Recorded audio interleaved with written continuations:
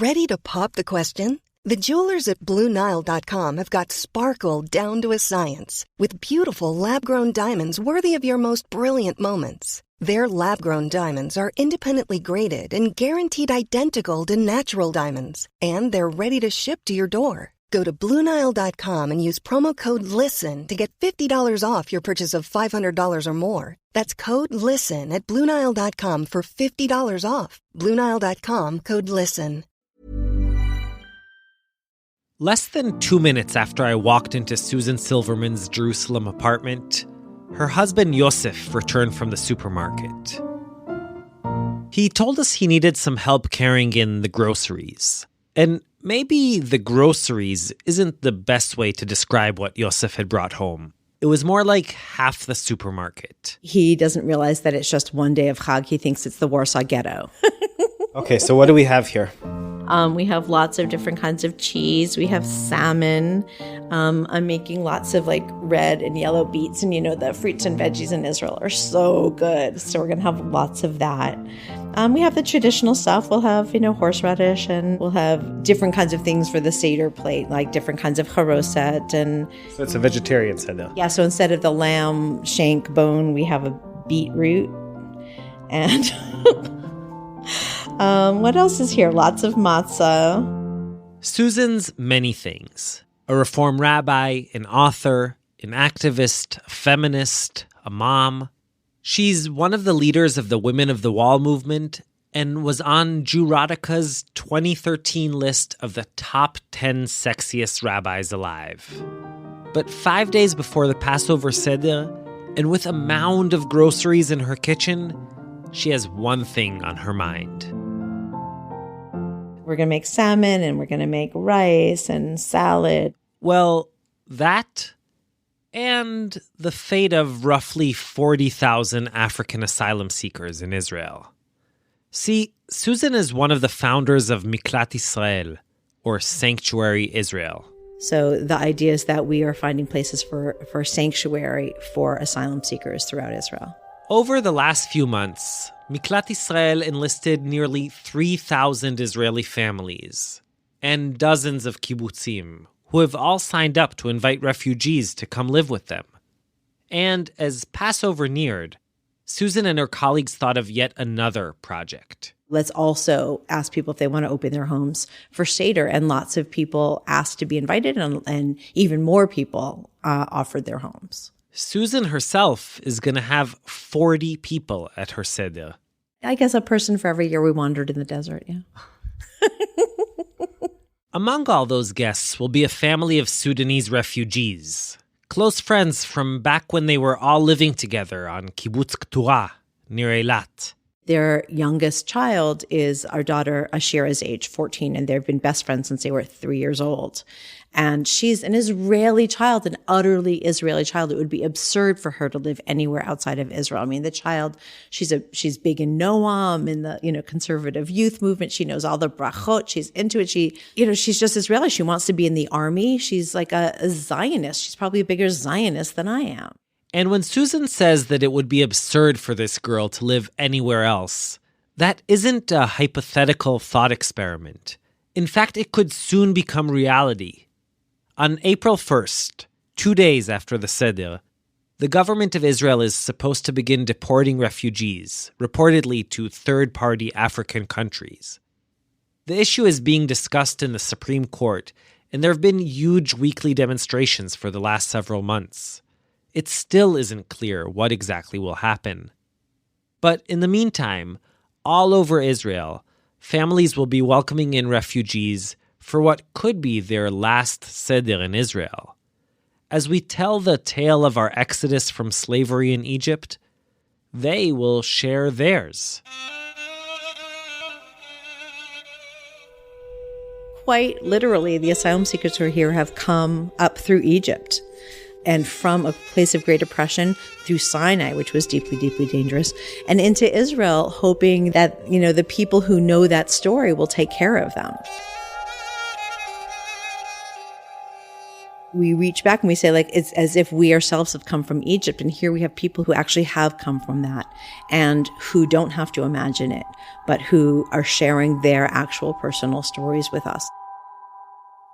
And really, that's what the Pesach Seder is all about telling and then retelling the greatest coming out story in Jewish history. A story of venturing out into the unknown, of wandering in the desert, and of seeking refuge in a new home. Hey, I'm Ishi Harman, and this is Israel Story. Israel Story is brought to you by PRX and is produced together with Tablet Magazine. And today, just in time for Passover, we bring you Coming Out, Getting In. Two surprising stories of people journeying out of their countries and communities, leaving behind almost everything but their identity, and searching in different ways for their place in the world. Act 1, the Hasbara hero. We've all probably heard the word Hasbara. Literally, it means explanation. But Hasbara is really much more than that. It's a concerted effort to influence the international perception of Israel, to shape public sentiments and get foreign politicians, opinion makers, and just regular people to view Israel in a positive light. Of course, every country engages in what's called public diplomacy. But Hasbara is both wider and more ambitious. The Israeli government is involved, but so are nonprofits, lobbyists, academics, students, and journalists.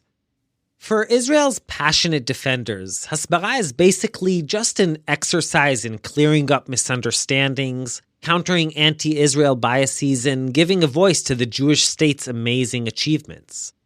For its critics, however, Hasbara is flat-out propaganda. Cynical whitewashing at best, lies and fabrications at worst. But everyone agrees that there's a craft involved. Like all advertising, Hasbara relies on compelling narratives.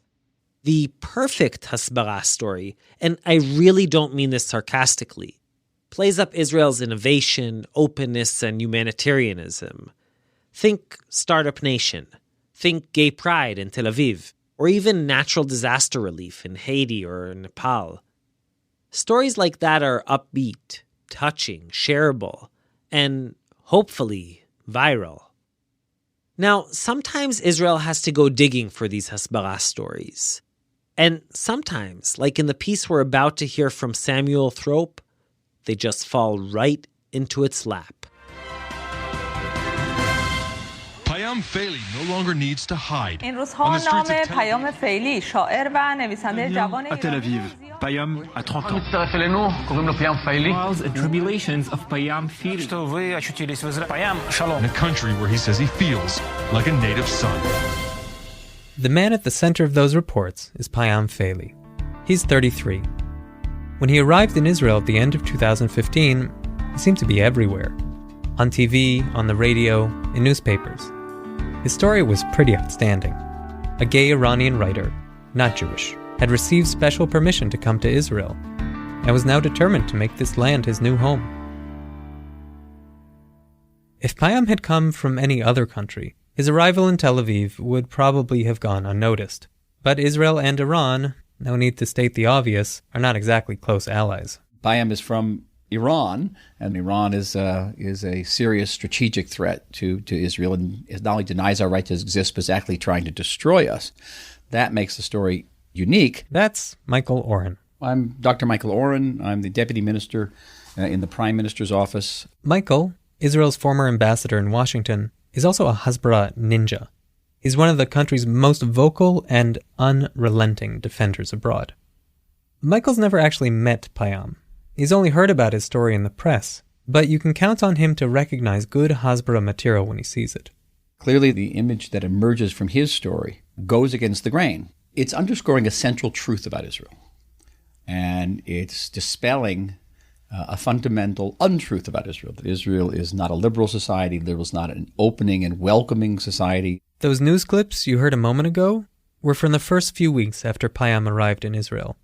He looks elated to be here. eager to recount how, as a gay man, he escaped persecution in Iran. And just how much he loves Israel. With his chic leather jackets, colorful scarves, bright lipstick, and blue nail polish, his entire persona is a refusal to conform to gender norms. Combined with the oversized Star of David tattoo on his neck, he's straight out of gay, Persian, Israel-loving central casting. His homosexuality is a big part of why he ended up settling in a gay-friendly city like Tel Aviv. It's also a big part of his Hasbara appeal. So, with all that, you might expect him to swiftly become the darling of the Israeli Hasbara apparatus. To see him on tour with Michael Oren and Alan Dershowitz, keynoting AIPAC, singing the praises of the Zionist state. Well, not quite. As a refugee in Israel, I suffer a lot. I asked for asylum. And no one from the government helped me or offered me something. That's Payam. He's the kind of guy you would love to meet for a cup of coffee. He listens, he's funny, he's a terrible gossip, and a storyteller with a rare ability to laugh at himself. He can also be very soft-spoken, even when he's talking about the most important things. Like how, 2 years after he arrived, the Israeli government hasn't even begun processing his application for refugee status. How he's stuck in legal limbo, unable to work, to travel, even to open a bank account, with no end in sight. You asked me if it's good for them to accept me as a refugee, and they don't do it a lot, but they can use this story. It's not important for me why and how they will do it. Just I want to live in this life that I made in Israel. So Payam has boundless potential to be a major player in Israel's Hasbara machine, and he knows it. But timing is everything in life. And in a moment when the country is in the midst of an immigration and refugee crisis on the one hand, and grasping for any good press on the other, it isn't clear how Payam's story will end. Payam was born in 1985, 6 years after the 1979 Islamic Revolution, and smack in the middle of the 8-year-long Iran-Iraq War. His hometown, Kermanshah, was bombed repeatedly by the Iraqi Air Force, so Payam and his family fled. After moving around a lot, they finally settled in the capital, Tehran. Payam was 12. Although he and his family escaped without any physical wounds, Payam was left with mental ones, that cut deep. I think that I felt everything double or triple. As a teenager, symptoms of post-traumatic stress, depression, bipolarism, and a diagnosed learning disability pushed Payam to slowly recede from the outside world. At 15, he stopped attending school. Soon he barely left the house at all. All my connection is outside was stop, finish. I didn't have any reason to go out. No friends.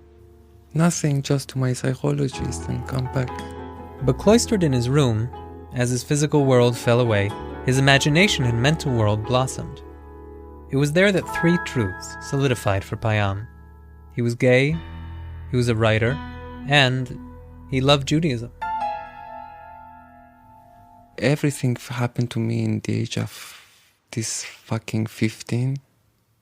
Even before that, I understood that I am not interested to girls and I want to be always with boys and to do something with them. But I was too small. I couldn't understand what is this.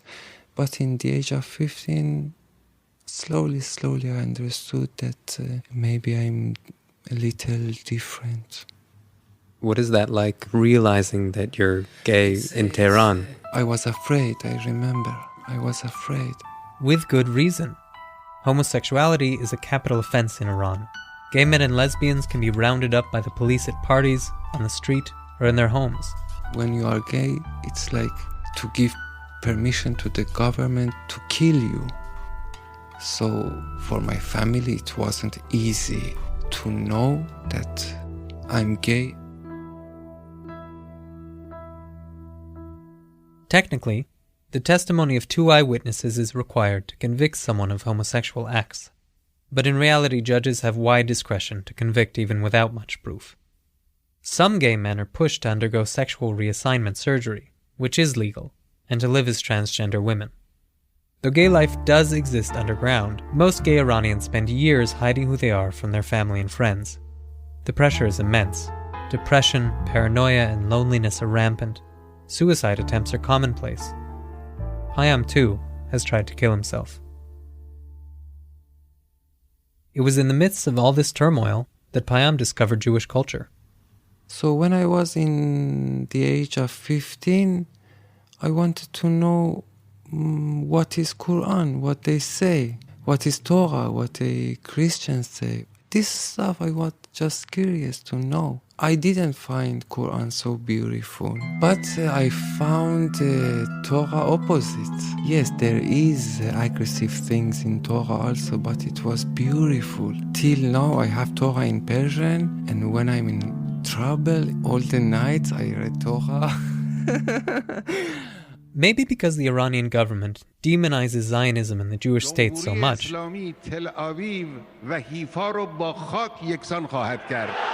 Payam is far from being the only Iranian of his generation who is curious about Judaism or Israel, sometimes even to a surprising degree.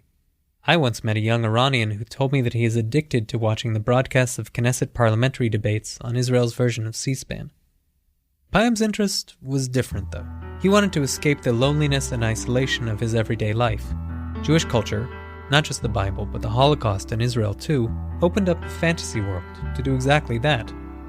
It became a major theme in his writing. Payam published his first book, a poetry collection, when he was 19.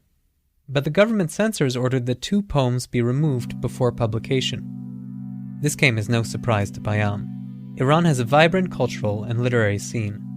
But before any book can be published in Iran, it first has to be approved by the government's Ministry of Culture and Islamic Guidance. When the censored version of the book finally came out, it did well, selling out 2 editions. The success spurred him to keep writing. More poems, short stories, and novellas followed. But his best known and most infamous book is the novel I Will Grow, I Will Bear Fruit, Figs, written when he was 24. The story is told from the perspective of a nameless, young gay man who is secretly in love with his heterosexual friend, whom he calls Poker. The book unfolds like a surreal, hallucinatory dream. The Afghan groundskeeper spreads clouds above us. Poker grows tall. His branches become a nest of birds. I extend a branch, coil it around a glass of water, and pour it at Poker's feet. Poker sucks up the water with his roots. The young chicks' warm and soft bellies cool off. The air grows humid. The birds bathe. The Queen of Israel smiles. Sarah Khalili is one of the most important translators of modern Persian literature working today, and when Payam first sent her a copy of Figs, she nearly fell out of her chair. I spoke to her on Skype. I've never read anything close to this by a young Iranian writer at all. And there are some very good works of literature being produced in Iran, but nothing like this, or at least nothing that I've come across. But all these rich literary allusions weren't important to the Iranian government censors. As far as they were concerned, all that mattered were the book's first 3 sentences. I am 21. I am a homosexual. I like the afternoon sun. In these last 100 years, I don't know before that, I don't know all the history. Even before the revolution or after, nobody, writer or actors or dancer or I don't know what, whatever, nobody said that I'm gay.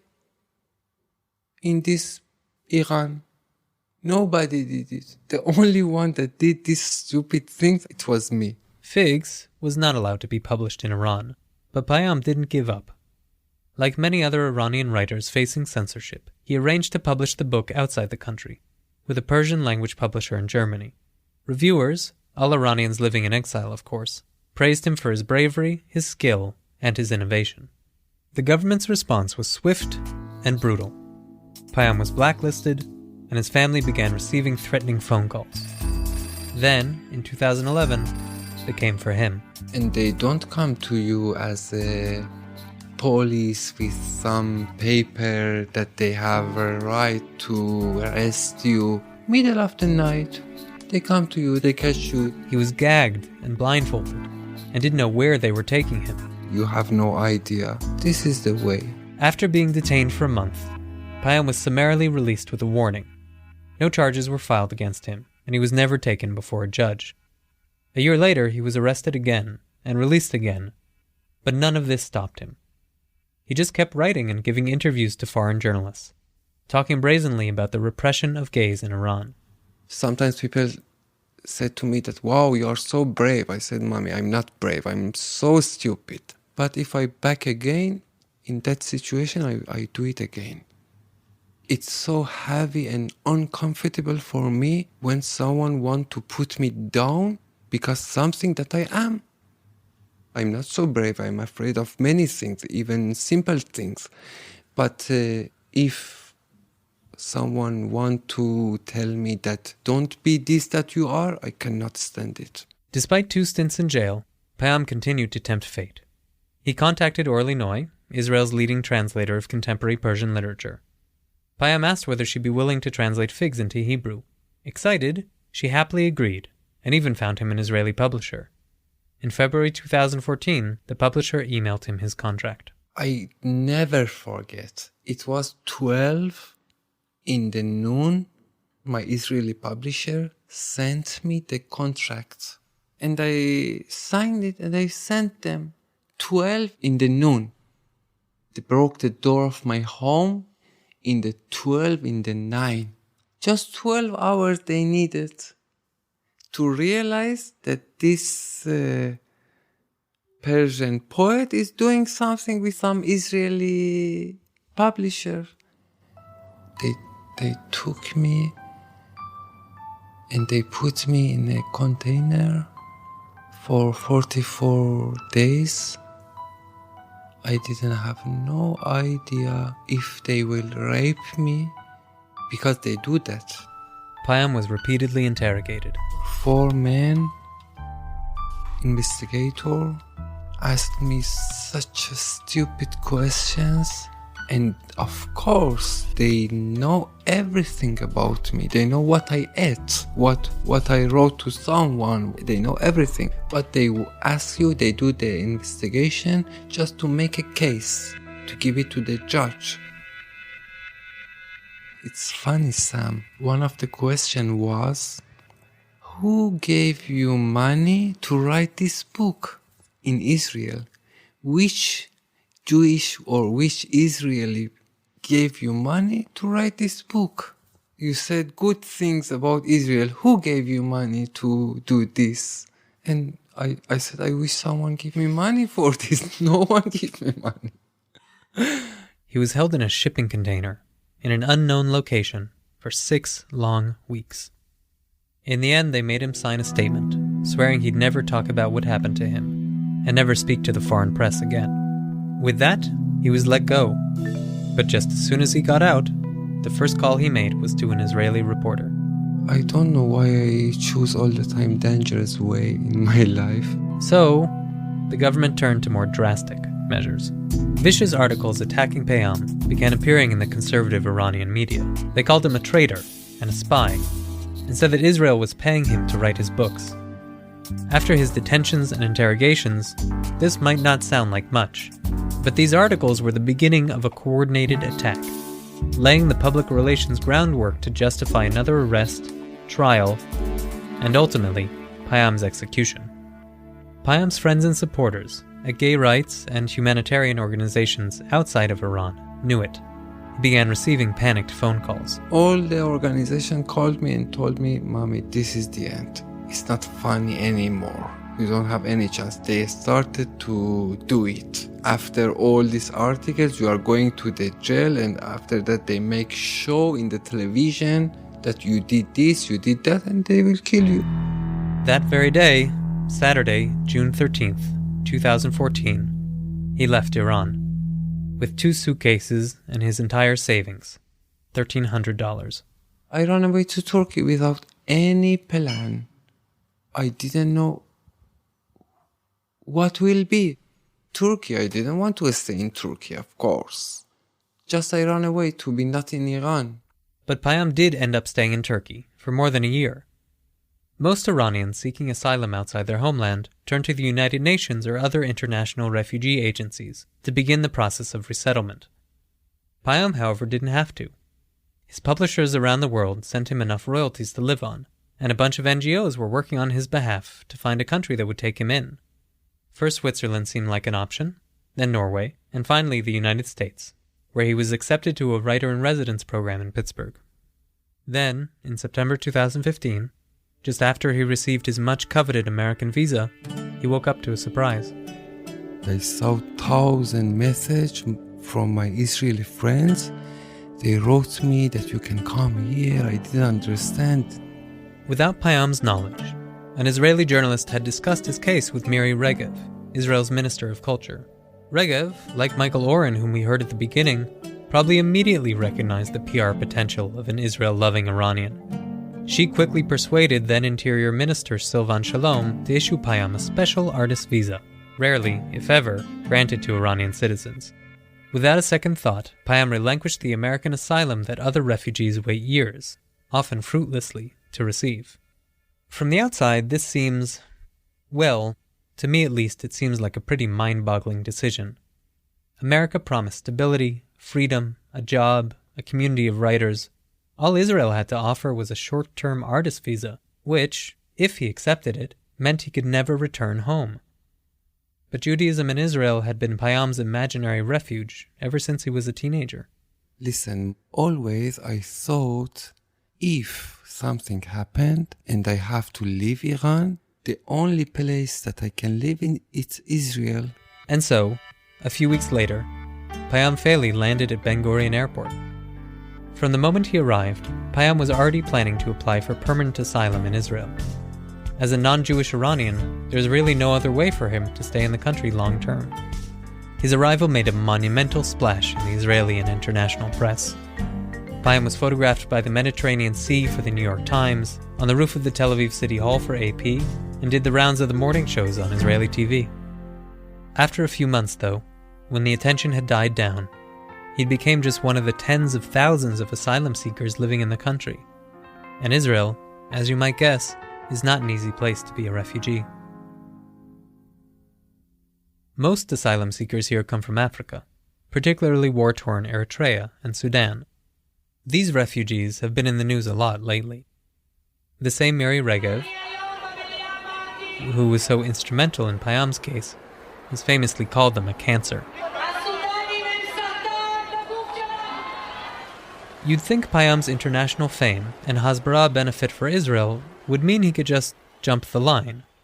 But Payam had to follow the same standard procedure for gaining political asylum as everyone else. The problem with this procedure is that it has no timeline, so it's in the system, but that's where it stops. That's Chagai Kalai, Payam's lawyer. It's a very common situation in Israel where asylum seekers just wait. The request is pending for years and years. While they wait, asylum seekers don't have access to the country's regular health insurance system and can't get legal work permits. But being an Iranian asylum seeker has its particular challenges. Payam isn't even allowed to open a bank account. When I went to the bank, they told me maybe I will send them money to do terror, or I'm not sure if they need my 5,000 shekel every month to do terror. Israel's Population and Immigration Authority, which handles requests from asylum seekers, declined to be interviewed about Payam's case. But after many emails and phone messages, they did send me an official response. Mr. Payam Feili came to Israel almost 2 years ago as an artist and poet, with an exceptional authorization granted by the then Interior Minister, and with the support of the relevant minister, his entry was approved for 2 weeks only. That part is underlined and in bold. Mr. Feili did not uphold his obligations and did not leave the country at the end of 2 weeks, but instead applied for asylum with the unit responsible for asylum seekers soon after. As is well known, the unit deals with thousands, if not tens of thousands of asylum requests, and Mr. Feili's request is also being dealt with. So that's a formal answer from the Interior Office. I think the rhetorics of this answer tells you most of the story. They could easily give him an asylum, and we were optimistic that that's what will happen. It's even a good story for Israel. And yet the reaction was very clearly hostile. But governmental hostility notwithstanding, and unlike in Iran, or even in Turkey, Payam can live openly as a gay man in Tel Aviv. It's a gay city, you know. He is free to be himself. He is safe. Not only that, Payam feels at home here. He feels Israeli. People made me this feeling that I'm part of the family. This isn't just an empty boast. Payam is surrounded by Israeli friends, sprinkles his sentences with Hebrew words, and looks and acts the part of a hip, gay Tel Avivi. Payam still writes every day. When we meet, he reads me parts of his latest work, but who will read it? Unlike in America or Europe, there is no natural Persian readership here. No community of Iranian intellectuals in exile whom he could join and who could support him. For someone else, maybe, this wouldn't be such a burden. But for Payam? The only thing that I can explain myself with is that I write. I don't know, without this, who am I? Sarah Khalili, Payam's English translator, told me that this is not only a personal loss for Payam, but also for Persian literature. I think this work could be a groundbreaker, let's say. However, it will not be read. And I find that tragic. And I'm not sure whether Payam realized the magnitude and the gravity of the decision he was taking. Payam is frustrated. It's a shame for this government and for this Jewish society who were all the Historia immigrated or refugee. As a refugee in Israel, I suffer a lot. Honestly, there's something about this that rubs me the wrong way. When Payam complains, as he sometimes does, that the Israeli government is acting shamefully, it's hard to fully sympathize. After all, he had opportunities to go elsewhere, to America. He chose to be here of his own free will. What exactly does he think Israel owes him? But I think Payam's frustration comes not from a sense of entitlement or lack of gratitude. Instead, as odd as it seems to say it, I think it comes from a feeling of patriotism. He cares so passionately for this place and identifies so strongly with it that he's willing to call out its faults, out of love. And that may just be the most powerful kind of Israel advocacy. Before Payam came here, Israel was just a fantasy. And reality? Well, it's very different. He isn't really bitter. He doesn't regret his choice. But for all that Israel has given him, it's also taken. You see, this story doesn't have a Hasbara-like happy ending. In fact, it doesn't really have an ending at all. Where are we? You are in my city, Tel Aviv. We're walking down Rothschild Boulevard, the city's tree-lined Central Avenue. It's sunny and warm. It's better to go here, not to go 20 minutes. We stroll past Israelis riding their bicycles, walking their dogs, and sipping iced lattes in the cafes. To my mind, at least, this is about the furthest away Payam could have come from Tehran. But not to him. If you are from Tehran, you can find many things the same. The feeling, all this mess, all the balagan, you know. It's remind me many times. Tehran is big, but the feeling, it remind me Tehran.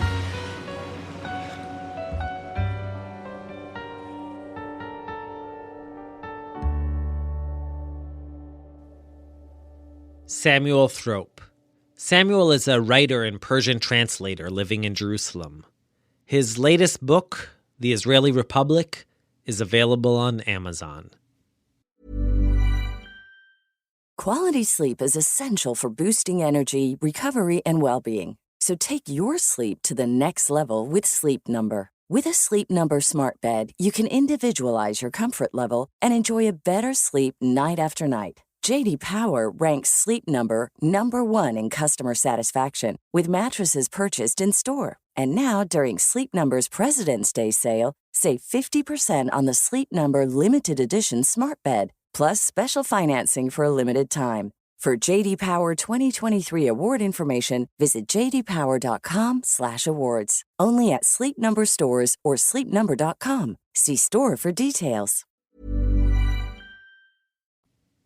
Like Payam, the hero of our next story is also trying to reinvent himself in a new context.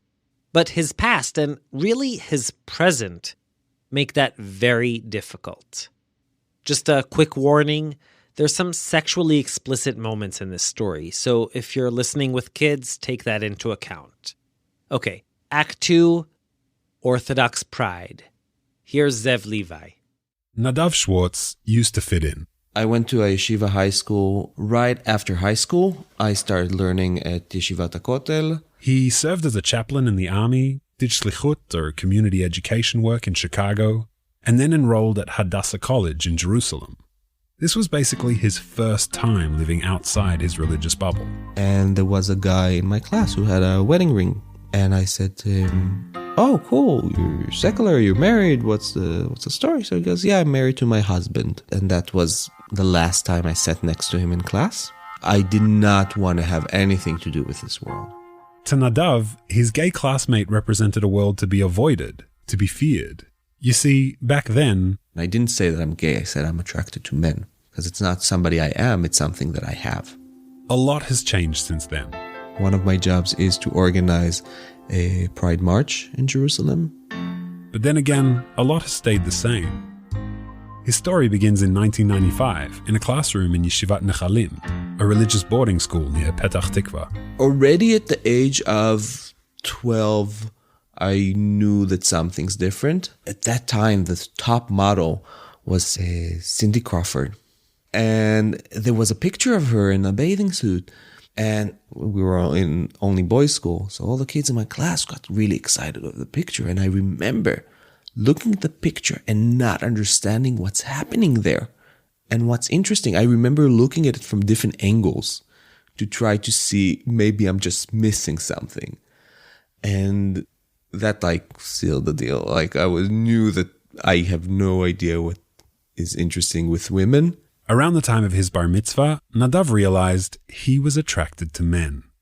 But he wasn't about to say that out loud, especially not at home. I was thinking that gay people, if they really wanted to, they could change. I always thought that AIDS was their punishment from God. That's Nadav's mother, Judy. You know, those people in Tel Aviv dancing in the streets, those are, not good boys with learning in the yeshiva with their tzitzis and their Gemara. So, not surprisingly, Nadav's teenage years were dominated by one overarching emotion: fear.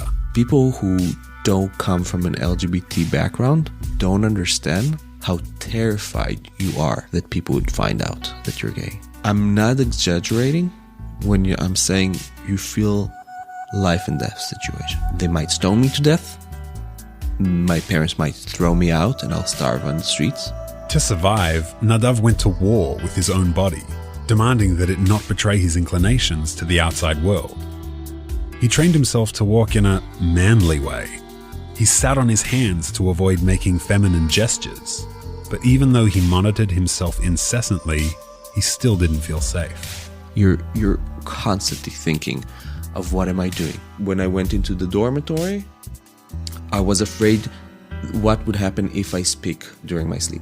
So I was afraid to go to sleep. It's all the time, being aware and being afraid. As a teenager, Nadav's priorities were clear. I was very serious about my Judaism. I was working really hard and learning what I want to be as an Orthodox person. And I did not deal at all with the topic of being gay. You might think Nadav was fooling himself by refusing to acknowledge his homosexuality, but he saw it differently. To him, sexual attraction was like hair color or fitness level. It was non-essential and could change. He was attracted to men, but he could get around that, even if it would take some effort. I would pray to God to change me. I was crying a lot, especially on Yom Kippur, trying to ask him, change me. And people thought, oh wow, he's such a tzaddik, he's praying so hard, he's crying, and I would feel even worse because I'm not crying because I'm sad for what I'm doing. I'm sad because I'm who I am. I'm a horrible person. Secretly, he registered for conversion therapy and was assigned a therapist. I met with him and I remember his smile. I hated his smile. I just hated it. it's like, I know everything and you know nothing smile. And he was like trying to look for reasons why my father made me gay. I couldn't feel that I trust him, and he was really obnoxious. When therapy failed, Nadav started treating his sexual desires like any other religious struggle, with the help of rabbis. At his post-high school seminary, Yeshivat HaKotel, he set up meetings with a few trusted rabbis. But these meetings all went the same way. I didn't say gay. I used the phrase netiot hafuchot. Netiot hafuchot, or backward orientation. But the rabbis had no advice or wouldn't get back to him. Some even avoided shaking his hand. With no hope to be found, Nadav continued living with his secret and his fear. From the little he could gather from the Orthodox world, the cure he was seeking was marriage to a woman. Was the thought that this attraction would go away after the wedding day? That was one of the thoughts, that it would probably go away. And if it won't go away, you can still function with it. And then if not, it doesn't matter. You can still live a wonderful life without it. The it Nadav is referring to here is sex. He thought sex with a woman would make him straight or be enjoyable even if he wasn't straight. And even if sex wasn't enjoyable, he could see himself in a happy celibate marriage. And to be honest, I can understand why Nadav thought that. In his modern Orthodox community, which is also my modern Orthodox community, boys are taught that sexual desires need to be controlled. Rabbis say that if you ignore sexual thoughts, they just go away. The goal is to delay them until marriage. And even then, sex is reserved for specific times of the month and is only okay in appropriate places, settings, and positions. To me, it's not such a giant leap for someone who thinks of masturbation and pornography as urges that must be overcome to think the same of sexual preference. So to Nadav, a religious life by definition meant marrying a woman. And that's where his mind was at when he entered university and had that uncomfortable reaction to his openly gay classmate. I did not want to live gay. I didn't want to have anything with it. To onlookers, Nadav was a normal religious guy. He was a student, a part-time teacher, and he was dating women. Just to clarify, in his Orthodox world, dating is a few months of restaurant dinners and scenic picnics where a young man and woman see if they want to get married. There's no privacy and definitely no touching. Nadav went on many such dates with many different women, but these relationships didn't go anywhere. At a certain point, I would tell her, would you date a gay person? I'll randomly put it in the conversation, and she would usually say no. And then I would call her the next day and say, listen, it's not working. I don't know why. In the summer of 2009, Nadav started going out with a fellow teacher at his school. We'll call her Tzipora, even though that's not her real name. Tzipora was a few years older than Nadav and different than his other girlfriends. They had been colleagues and friends before going out, so their dates felt less like job interviews. They were comfortable around each other and could just talk, like two real people. It felt normal, and they really fell for each other. After 5 months of dating on a warm Jerusalem night, they sat on a candle-lit balcony. He took the wrapper of a crembo, her favorite chocolate treat, and fashioned it into a ring. But before offering it to her, he said, I want to tell you something before we get engaged, if we're getting engaged. I told her that I'm actually attracted to men. To Tzipora, this came out of nowhere. She needed time to think. Was this a good idea? Was this what God wanted? 2 weeks passed before she had an answer. And she was very, very understanding. She's an amazing, amazing person. And she said, I know it won't be easy, and I know that there'll be difficulties. Let's take it easy. Tzipora, like Nadav, viewed his attraction as a challenge they would have to overcome. A personal sacrifice they would gladly make in service of God and of each other. Sex can be a taboo subject among religious singles, so they only spoke about it in very general terms. Nadav didn't offer any further explanations, and Tzipora didn't ask for them. At Tzipora's urging, they walked to the sandstone plaza of the Western Wall, and Nadav dropped to one knee. I was very excited. I was very happy, okay, finally, it happens. I'm a normal person. It will disappear. It will be okay. It won't matter. Just a few short months later, in early February 2010, they got married. We didn't plan ridiculous things, and our wedding was very simple and very nice and very humble, and that's who we were. At the ceremony, Nadav performed a little something he'd prepared for his new wife. I made her a dance, like it says in the Talmud, Keitzad merakdim lifnei hakala, how do you dance in front of the bride? So I made her a dance collecting different dances from all over the world. It was very nice. And I'm sitting there at the wedding, looking at him do this dance. Again, that's Judy, Nadav's mother. And I'm saying to myself, to no one else, my gosh, if he wasn't getting married, I'd think he was gay. The thought only lasted a second. It was just rare for Judy to see her son so exuberant. I was probably one of the happiest people on earth that night. By getting married, Nadav felt he was free. After all the hiding and pleading, he would finally be what he had wanted to be his whole life. Normal. Straight. But it just didn't work. The young newlyweds were devastated to find that Nadav's unwanted feelings had survived their wedding. They were both hurting, both lonely. So Nadav sought out a psychologist to help him develop an attraction to women. The plan was for Tzipora to join his sessions at some stage, but that never happened. In his psychologist's office, for the first time in his life, he spoke about his attraction without feeling judged, and he realized that it's not something that I have, it's something that I am. His attraction couldn't be molded or manipulated. He was gay. It was as simple as that. But that realization didn't change his life in the way you might think. I went through the opposite journey that most LGBT people go through. First, I decided what kind of religious person I want to be, and then I decided what kind of gay I want to be. As a religious man, he still wanted to live the ideal religious life and raise a family with a loving wife. It's just that she's the wrong woman for me. Tzipora didn't sign up to marry a gay man. She signed up to marry a straight man who was fighting gay thoughts. Nadav wanted to be loved for who he was. And Tzipora? My wife wanted to get divorced as fast as possible. After 4 months from our wedding, we were divorced already. So in a way, it was good because it was a clean cut, but it was also like, whoa, what was just happened? The marriage was over in the blink of an eye. Nadav tried to get back to normal life, but he couldn't. I was supposed to work in another school the next year.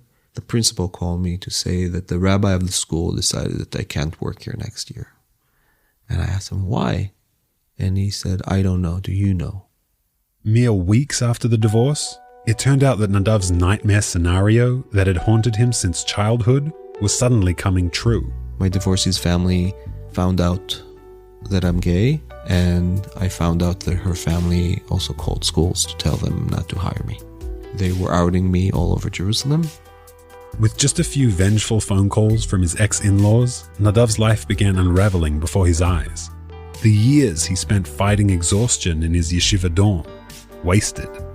The painstaking work he'd put into policing his voice and body language, all for nothing.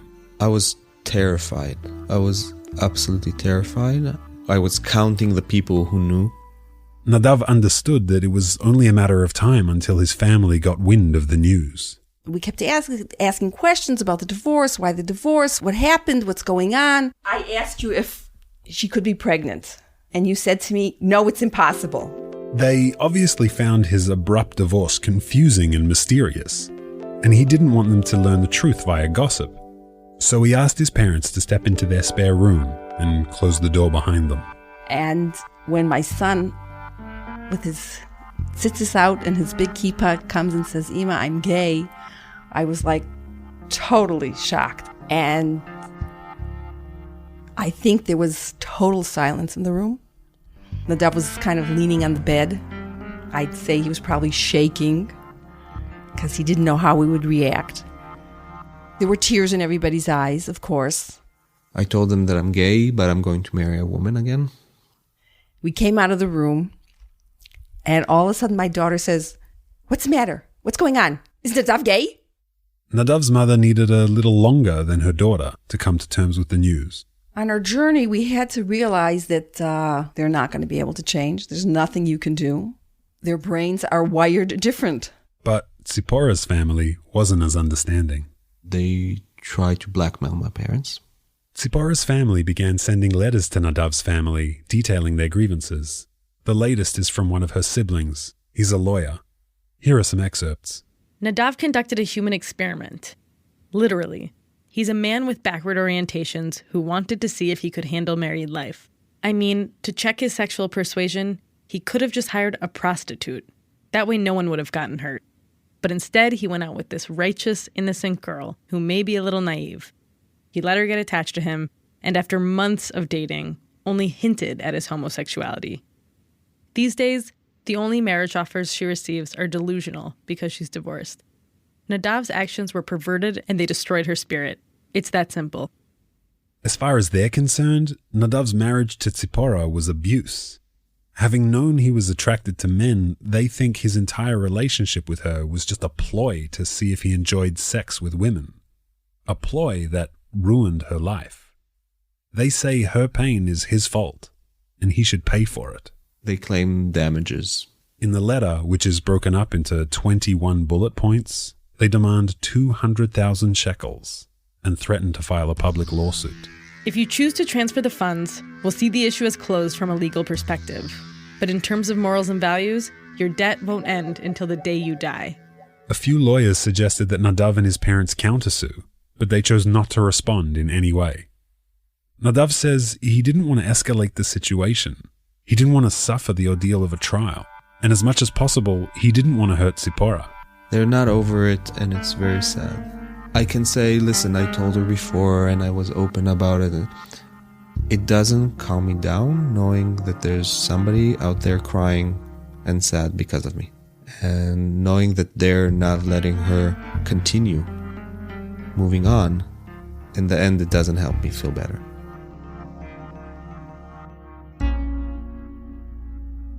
Though his family was supportive, potential employers in his community were less than open-minded.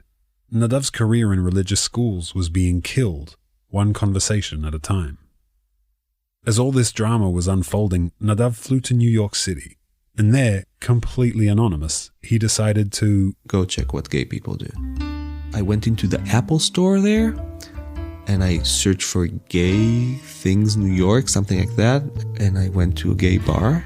Nadav struck up a conversation with a man at the bar who couldn't believe that at 27, he'd never even kissed a guy. He came to give me a kiss, and I was shocked, and I jumped back, and he apologized, and I said, let's kiss, but not here.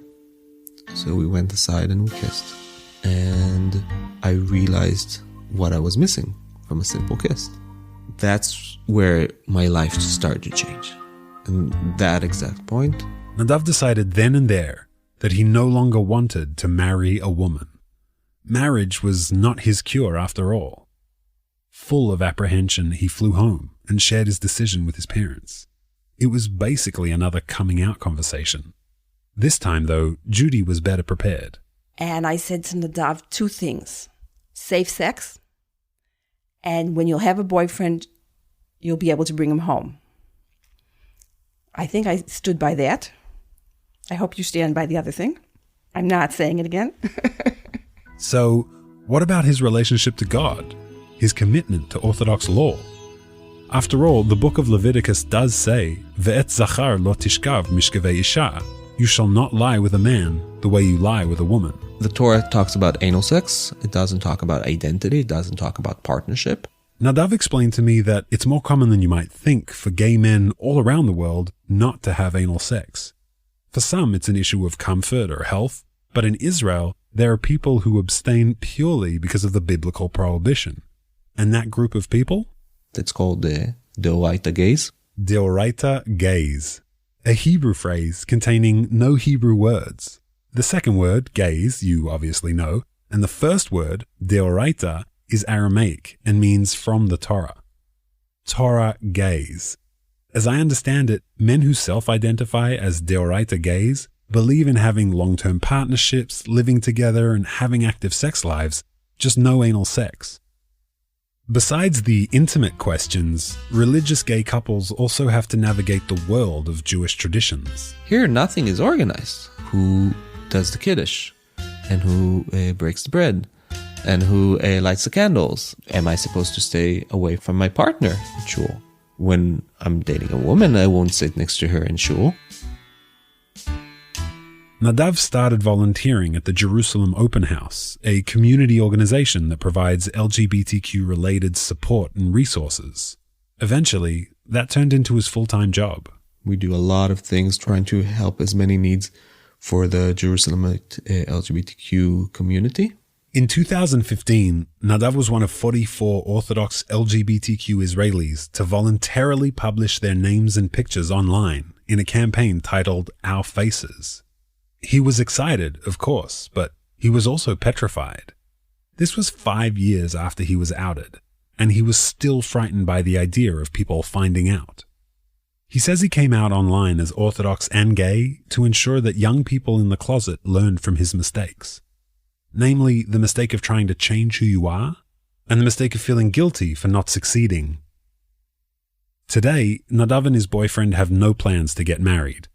Though I see him at my local synagogue now and then, he occasionally hosts services at his home that are Orthodox and LGBTQ friendly. I asked Nadav what he'd say to his 13-year-old self if he could. For a moment, he was silent, then answered heavily, "Don't try to find a wife." After another pause, he added, "And remember, you're not a bad person."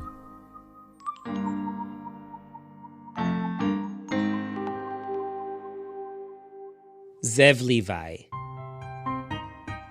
And that's our episode. You can spend your entire Passover catching up on all our past episodes in both English and Hebrew on our site, on iTunes, and on any of the other main podcast platforms. Also, if you really want to help us grow and reach new listeners, there's apparently a simple and painless way to do so. Just go to iTunes, rate us, and write a review. That's it. You can also follow us on Facebook, Twitter, Instagram, all under Israel Story. And if you want to sponsor episodes of Israel Story, simply drop us a line at sponsor@prx.org. Thanks to Orly Noy, Arsham Parsi, and Emily Dabush for help with Payam's story. In order to better understand the Orthodox position regarding homosexuality, we talked to Dror Zandman, Rabbi Dov Berkowitz, and a bunch of other sources who asked to remain anonymous. Thanks also to Nomi Schneider, Esther Werdiger, Wayne Hoffman, and to our amazing outgoing cohort of interns, Yuli Shiloach, Hannah Barg, and Ari Wenig. You're all phenomenal people and producers, and we're absolutely delighted that you will forever be part of the Israel Story Mishpacha. A warm welcome to our new interns, Judah Kaufman and Abby Neuschatz, who already played an integral part in the production of this episode. The original music in today's show was created by Ari Wenig together with Yochai Meital. Julie Subrin edited the episode.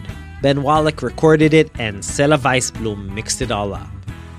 And finally, since so many of you have been so kind to write in and ask, I have some really great news. The Harmon family recently had their own coming out story. After 3 long months in the hospital, my father, David, was released last week and came home just in time for the holiday. Israel Story is brought to you by PRX, the Public Radio Exchange, and is produced in partnership with Tablet Magazine. Our staff includes Yochai Meital, Shai Satran, Maya Kosover, Roy Gilron, Zev Levi, Ari Wenig, Hannah Barg, Rotem Tzin, Judah Kaufman, and Abby Neuschatz. I'm Mishi Harman, and we'll be back before too long with the podcast version of our new live show. So till then, Shalom Shalom, Chag Sameach, and Yalla Bye. מס הכנסה הם יקלו לי מגבר, מס ערך מוסף הם יקלו לי משדר, חברת החשמל יקלו לי מצבר, מנהל המים סתמו לי באר, ראיתי שאני מתדרדר למשבר, התחלתי הוזר, אבל עברנו את פרעה, נעבור גם את זה.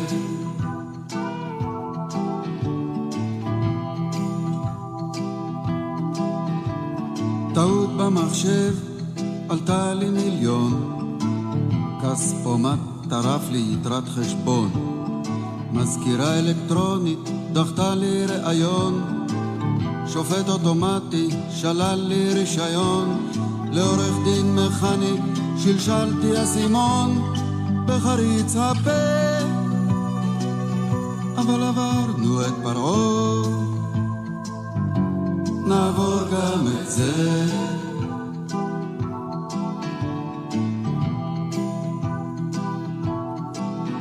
לפעמים אני חוטף את זה באוטובוס צפוף, או ביציאה ממגרשת אני דרוך ודחוף, לפעמים ברחוב מרוב חיכוך ושפשוף, מרוב ביקוש לאיזה אושר חטוף, בגב בצלעות, לפעמים בפרצוף, המרפק הזה,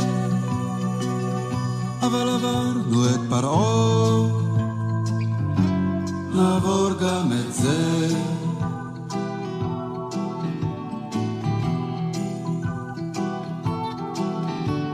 יצאנו לשתות, למחוץ את הראש, על הדלפק פגשנו את מינה, בני ושוש, אהלן על הכיפק, אבל המשכנו לחרוש, דלפק שני שוב, מינה, בני ושוש, דלפק שלישי ושלוש, את מי יכולנו לפגוש, כך זה חוזר, אבל עברנו את פרעה, נעבור גם את זה.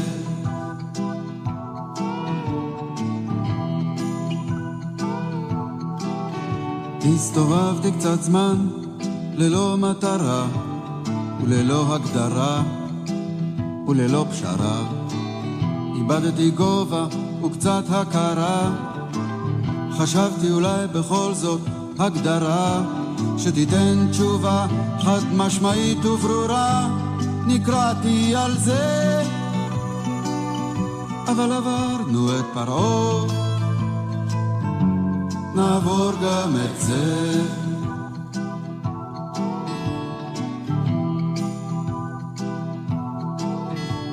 ועכשיו אני תקוע בזמן החדיש, ולמען האמת אני די אדיש, המצב אמנם בישך איני מרגיש, אין לי לב לכל החומר שהמרקם מגיש, ושלטון העם שוב יורד אל הכביש, ואני מתבזה, אבל עברנו את פרעה, נעבור גם את זה.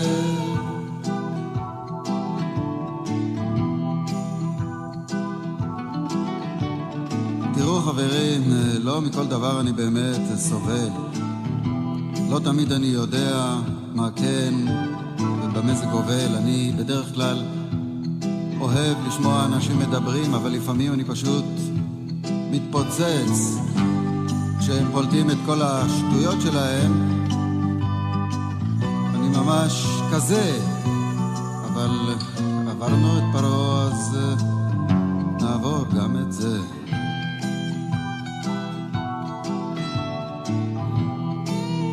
אני יודע, תראו, יש לפעמים מצבים, אתם יודעים, שבן אדם פוגש בן אדם והם מחליפים דעות, ולפני שאתה יודע מי ומה הם מסתייפים, ולפני שאתה יודע מה ומי, אז אני שואל את עצמי, מה בעצם יוצא לי מכל זה? אבל עברנו את פרעה, כן?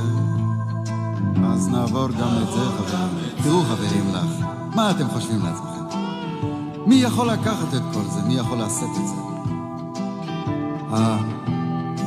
הנוכחות הזאת של הזולת עם העמדה האחרת שלו, הוא לא חושב כמוני. הרי הייתי יכול לשפוך את דמו אז באמת לפעמים זה צועק, זה מתפוצץ בחזה. כן, אבל עברנו את פרעה, נעבור גם את זה.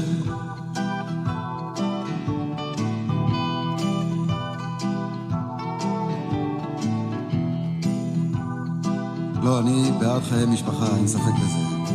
אני אוהב אישה, אני אוהב ילדים, אני אוהב עוזרות, אני אוהב נהגים. אני אוהב חייט, אני אוהב תופרת, אני אוהב גנן שיודע לנגן על הכלי הזה. אבל עברתי אני את פרעה, אעבור גם את זה.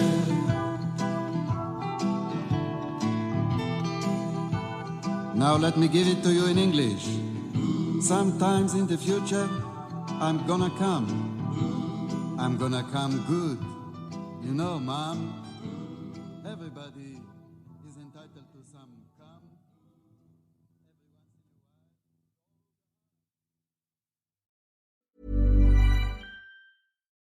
Millions of people have lost weight with personalized plans from Noom. Like Evan, who can't stand salads and still lost 50 pounds. Salads generally for most people are the easy button, right? For me, that wasn't an option. I never really was a salad guy. That's just not who I am. But Noom worked for me.